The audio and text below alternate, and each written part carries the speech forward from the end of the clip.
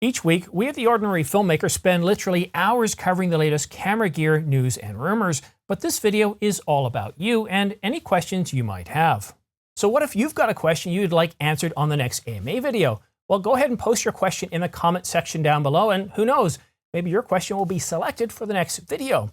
Right, now it's time to get to our questions, but before we do so, I encourage you to subscribe and choose all notifications. By choosing all notifications, as soon as I publish a new video like this one here, you'll get notified so you can stay up to date on the latest camera news and rumors. And now for our first question from Howard. Howard says he's looking for a mic for his Canon EOS R5. He's not going to be doing any vlogging, but he's going to be working with nature and kids.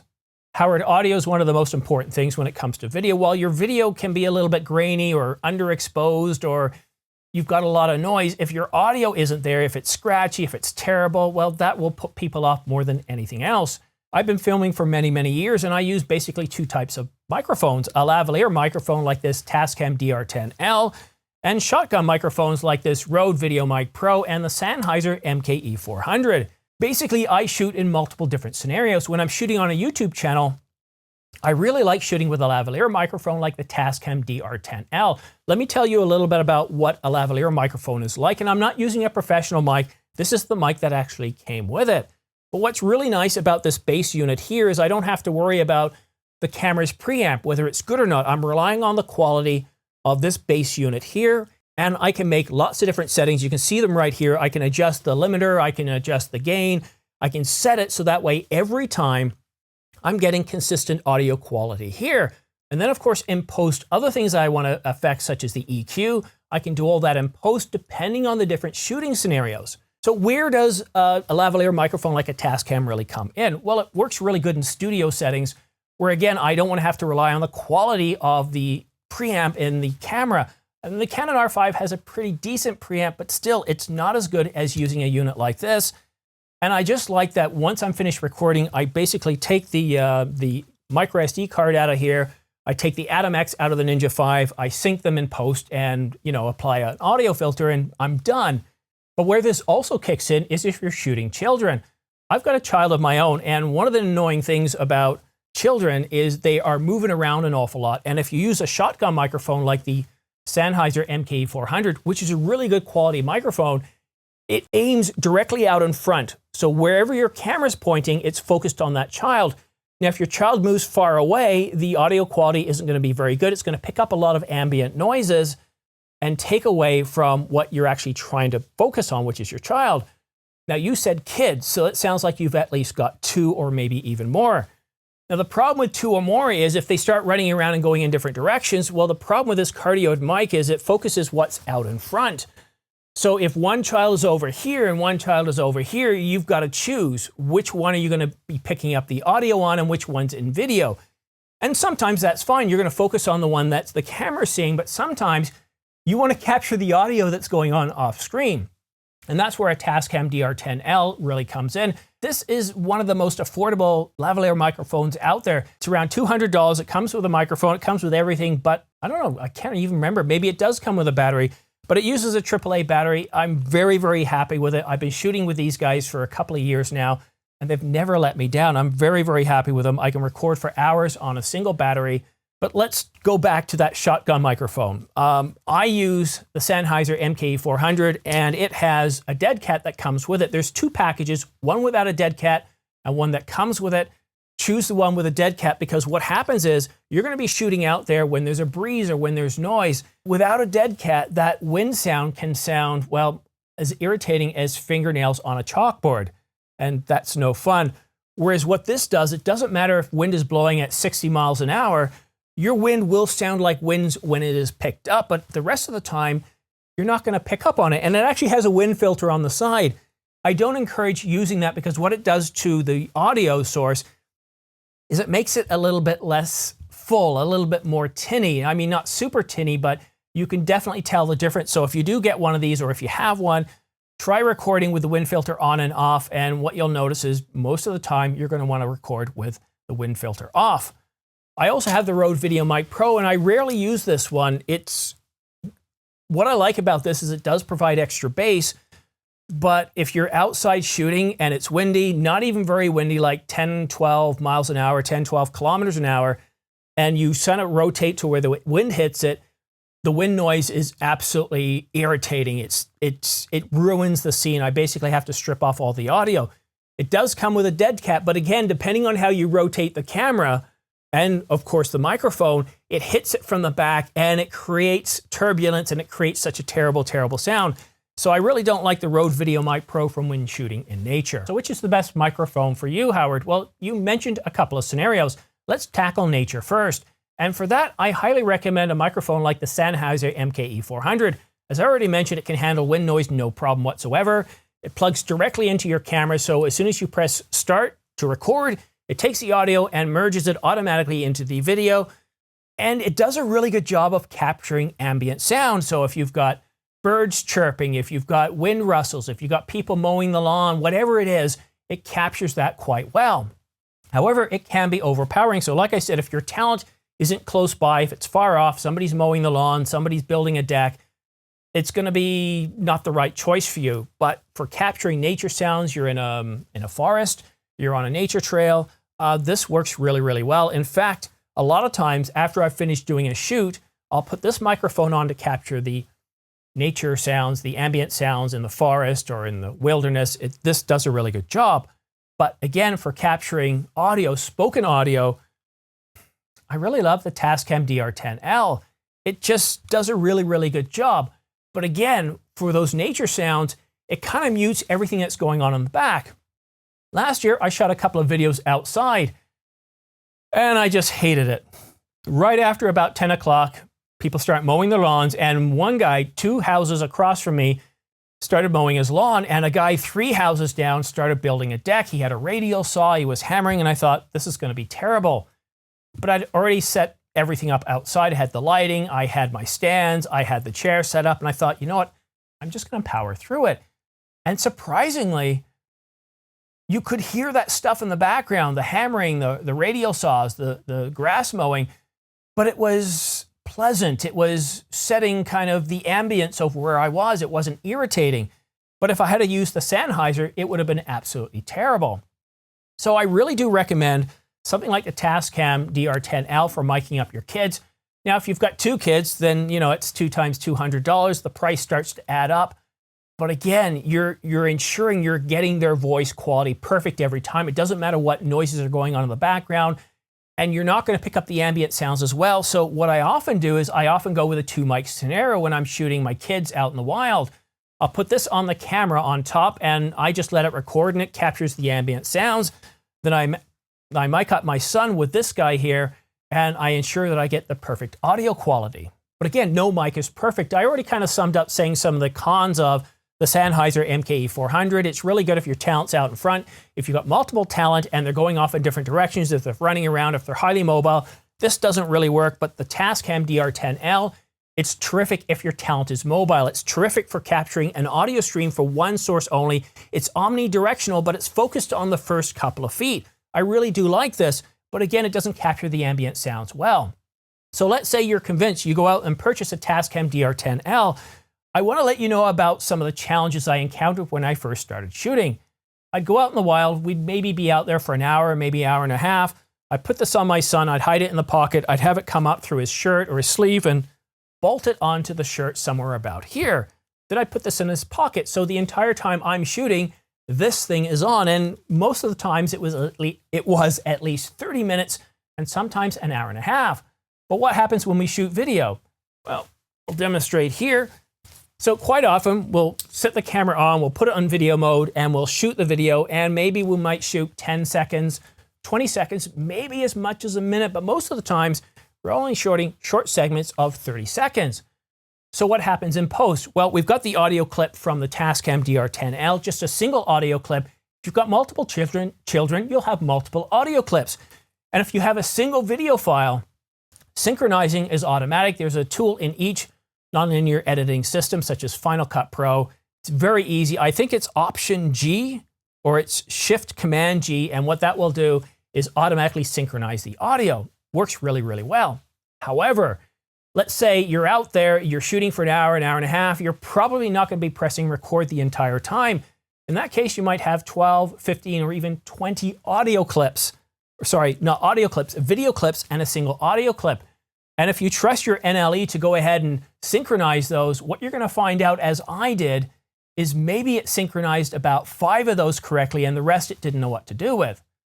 So there is a workaround to this. So what I do now, I'm kind of used to this process. I'm not going to record for the entire 30 minutes, but if I know we're going to be in this scene trying a few things, I might try recording for a couple of minutes, and that covers a first couple of clips or a couple of scenes.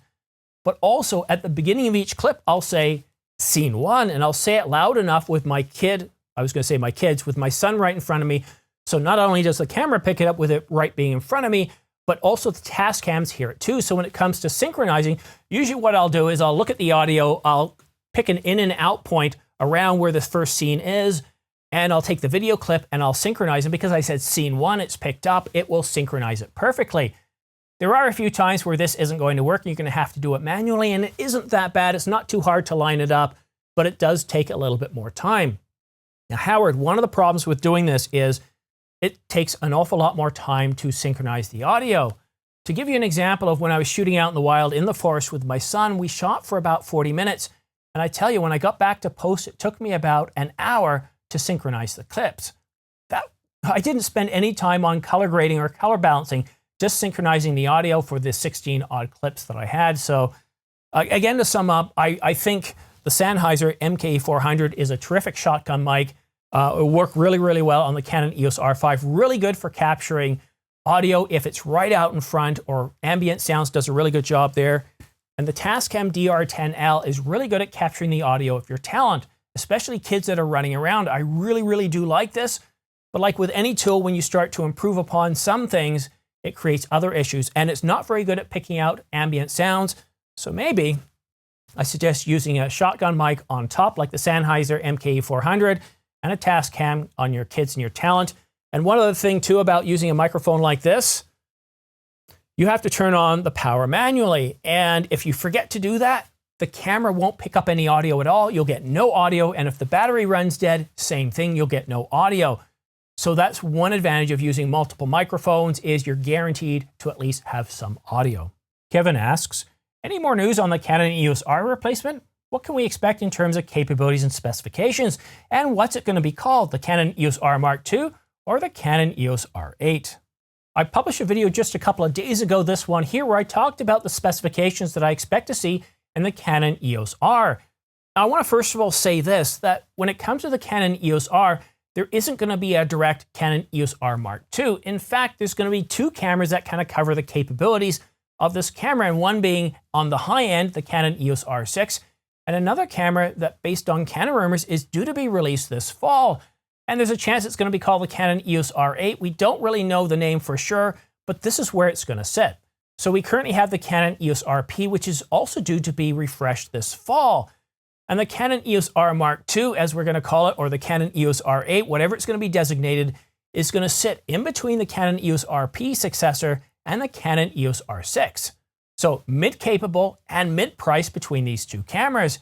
And we're looking at a fall release. Now, in terms of the video capabilities and stills capabilities, it's really hard to say, because the Canon EOS R, when it first came out, well, it was a pretty good stills camera. Its video capabilities were quite lacking.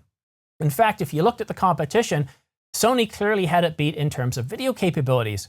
And if we look at the Canon EOS R7 and even the R10, which is priced at $979, it offers better video capabilities than the Canon EOS R. And while, yes, the Canon EOS R does offer Canon Log 1, and the Canon EOS R10 doesn't offer any log profile at all, or even all I, it does provide 6K oversampled 4K.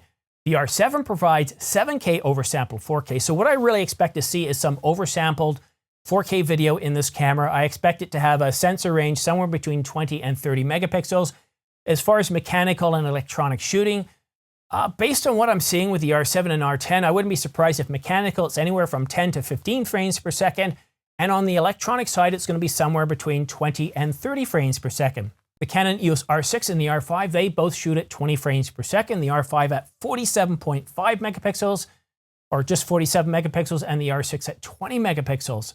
As far as all the other specifications in the Canon EOS R replacement, I've covered them off in this video here, along with the Canon EOS RP. Mr. A3151 asks, do the Angelbird SE cards support ProRes capture on the XH2S or GH6?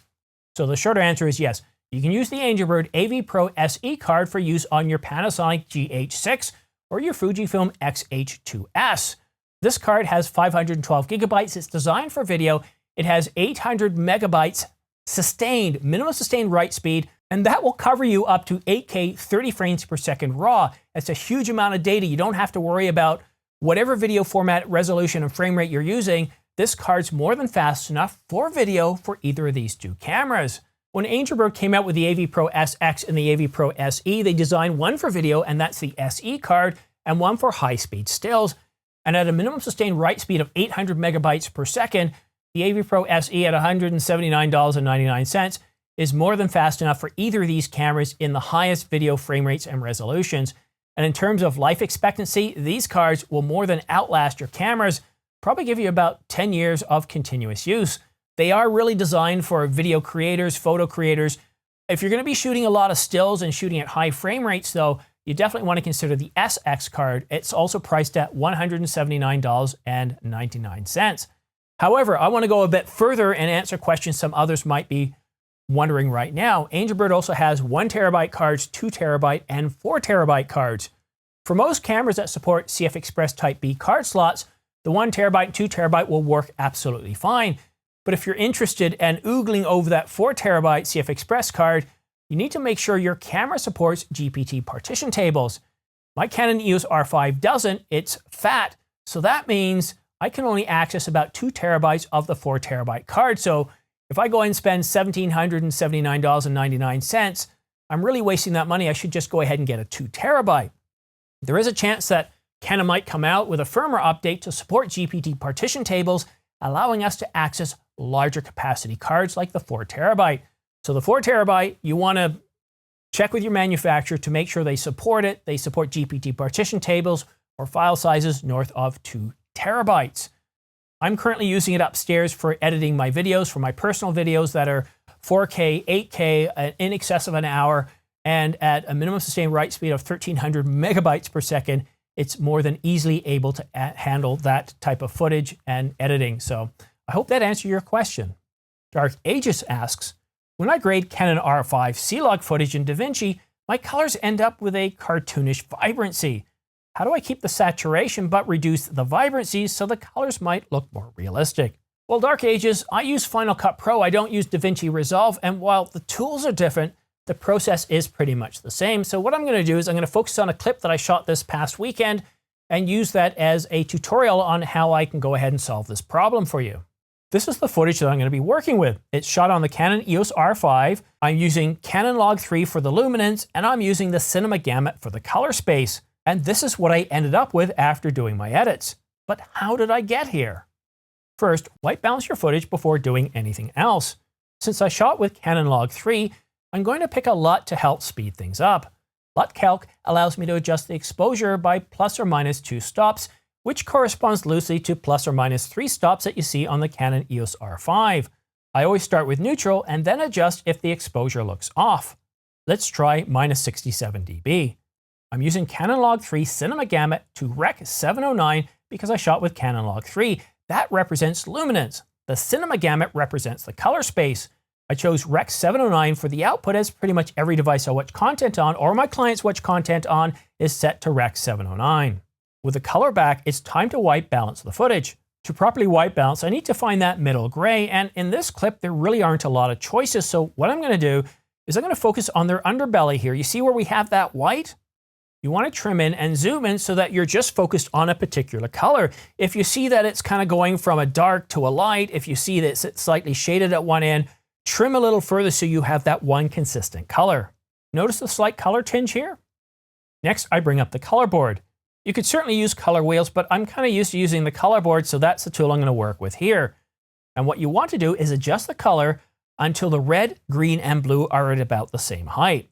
Once this is done, you want to zoom out and check your footage. toggle the filter on and off. If the colors look great, then we can move on to the next step. If not, go back and readjust and try again. I don't always get this right myself the first time. So we've got the LUT applied and the white balance is set, but we're not quite there yet. Notice how the footage appears flat. Some might apply more saturation here to help compensate, but that might give you a more cartoonish vibrancy and won't give you that realistic look that you're looking for. This next process is really going to help your footage pop. It's time to go back to the color wheels, bring the midtones down a little bit. The amount really varies from clip to clip. There, that looks about right. And now for the saturation. And the key here is minor adjustments. Notice how I've just raised it a tiny amount here. You don't want to take this all the way up. With this LUT here, it's already pretty well dialed in, so you just want to bring it up just a little bit, but don't overdo it. I'm going for that natural look, but by turning it up just a tad, it gives it a more uplifting or happy look. You might be thinking that this looks pretty good, and it does, but I'm not finished yet. I could go back and adjust the midtones, the shadows, and the highlights, but I have another tool at my disposal, color curves. First, I need to identify what parts of the image I want to adjust, and this is where I use the eyedropper tool. I find the shadows, the area that I want to bring down a little bit more, and then I identify the highlights, which part of the image I want to bring up a little bit. I'm not looking to choose the brightest part of the image or the darkest part of the image. What I'm trying to do is adjust the brightness of certain parts of the frame and reduce the shadows of other parts of the frame. And remember, what works well in one clip might not work so well in another clip. So there we go, the shadows look pretty good. Now it's time to adjust the highlights. Move it up or down a little bit to help you identify the right level. And as you can see here, I didn't have to adjust the highlights or even the shadows very much. Now it's time to go back to the main screen to summarize what we've done here. I want to say that working with log footage is a bit of an art form. The footage we started off with was flat and unappealing. It didn't really tell much of a story. But now it's rich, it's deep, it's got significant dynamic range, and the colors look spot on. It's much improved, and the colors aren't overexposed. So let's review all four processes. With the white balance corrected, the greens pop and the goslings look right. No, not that gosling. There's no amount of grading that's going to make that right. Then I used the color wheels to adjust the saturation just a smidge, and I brought down the midtones. Then in color curves, I further emphasized certain parts of the image that I wanted to bring down the shadows and other parts of the image where I wanted to bring up the highlights. So Dark Ages, if you apply those different processes and apply them to the different tools that you have in DaVinci Resolve, you're going to have footage that looks a lot more natural, more vibrant, without getting that oversaturated cartoonish look. Oh, and one other thing I almost forgot too. The monitor you're grading on makes a huge difference. If you're using one of those more economical monitors that would be used in an office space, such as a 4K monitor like LG makes for around 600, 700, 800 Canadian, or about 500 or 600 US, it's not going to give you realistic looking colors. It's going to be a bit more of a challenge. So if you can afford it, I highly recommend investing in a good monitor. And that's why we see some of these monitors, these video monitors that are very expensive, because the colors are much more accurate. I don't recommend going out and spending $6,000 on a monitor unless it's a professional gig that you're working with. I do like Apple's Mac display, but I do find that a little bit overpriced. And I ended up buying it because at the time there weren't many other monitors out there. And I'm not suggesting you spend, $2,000 on a monitor, but you definitely need to spend a little bit more. I'd say you're probably looking at between $1,000 and $1,500 for a good monitor. Stop the FOMO asks, which Atomos recorder can consistently record 4K 60 via HDMI out from my Sony a7 IV? I've had to drop down to 4K 30 when using my Shogun 7 due to massive dropouts. This is really a two-part question. Let me first of all tell you about my experience with the Atomos Ninja 5. I've got the Canon EOS R5, and I'm constantly recording at 8K oversample 4K. That's all 470 megabits per second. And I've recorded for as long as 2 hours and had no problems whatsoever. No dropouts, no issues, no problems from the camera, and no problems from the external recorder. The next part is more of a technical question.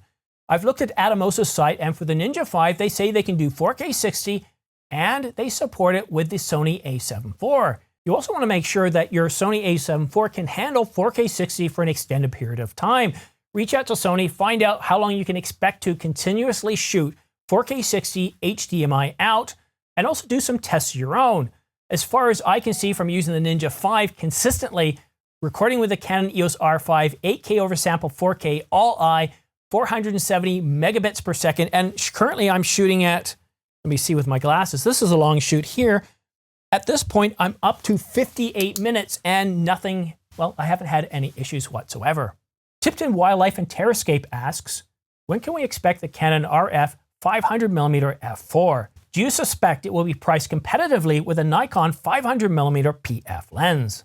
It's really hard to say. When it comes to rumors of RF lenses from Canon, rumors are anything but reliable and trustworthy. However, this an L series lens, a professional lens, is most likely to be released alongside other cameras, especially professional level cameras, maybe an EOS R replacement, and certainly the Canon EOS R1. And in terms of being priced competitively, well, Canon does its own thing. It doesn't really care what Nikon does. Just look at the 800mm f5.6 by Canon. This is a very expensive lens. It's over $20,000 Canadian and about $17,000 US. Now the Nikon 800mm f6.3, which is about a third of a stop, not as wide, it's around $6,000. It's a third the price. So when it comes to being priced competitively, I don't know, but certainly Canon has no problems pricing their equipment certainly higher than the competition. But in terms of when we could possibly see this lens, I think the earliest we might see it is mid-September to the end of October. Sujil asks, what do you think about an entry-level Canon full-frame EOS RP replacement? This is one of the most exciting cameras I'm looking forward to seeing. Now, based on what we're hearing from Canon rumors, we're looking at a mid-September to end of October announcement. This camera is supposed to be priced at around $800 to $999, and it's going to have the EVF as optional. And based on what I'm seeing with the R7 and the R10, I really expect to see detailed and sharp 4K. I expect to see something like 5.1K, 6K, 7K, oversampled 4K. It really depends on what the sensor size is going to be. This camera really, really excites me. And I think in terms of frame rates, whether it's mechanical and electronic, again, looking to the R7 and the R10, I think we could see anywhere from 10 to 12 frames per second, but the buffer size is going to be, well, it's going to be limited. It's not going to be as good as the R5 or the R6 or the 1DX Mark III, the R3 or the R1, which is due to come out next year. I really do expect that it's going to offer you a decent capability, both stills and video-wise. So we'll just have to wait a couple of more months.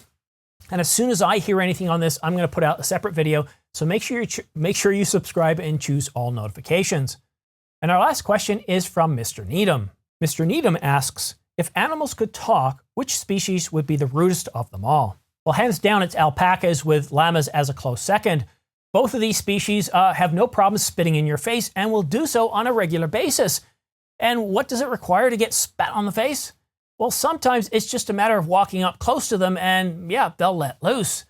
I could just imagine it wouldn't be that much more effort for them to swear at you either before or after spitting on you.